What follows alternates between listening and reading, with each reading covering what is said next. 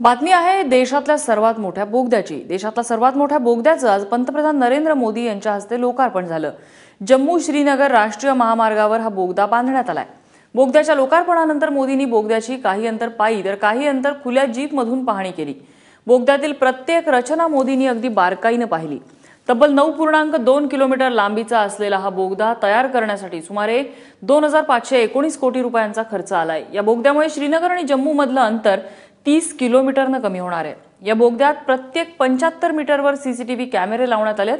जवळपास 124 सीसीटीव्हीच्या मदतीने या बोगद्यावर एकाच कंट्रोल रूम मधून नियंत्रण ठेवलं जाणार आहे।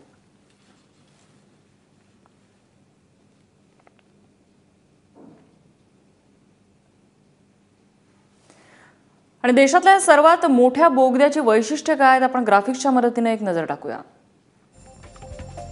जम्मू आणि श्रीनगर मधलं अंतर या बोगद्यामुळे 30 किलोमीटरने घटणार आहे। चेनानी बोगदा जम्मू काश्मीर मधला 6 वर्षांनंतर या बोगद्याचं काम पूर्ण झालेलं आहे। बोगद्यामध्ये fire control, ventilation, signal, communication यासारख्या यंत्रणा कार्यान्वित आहेत।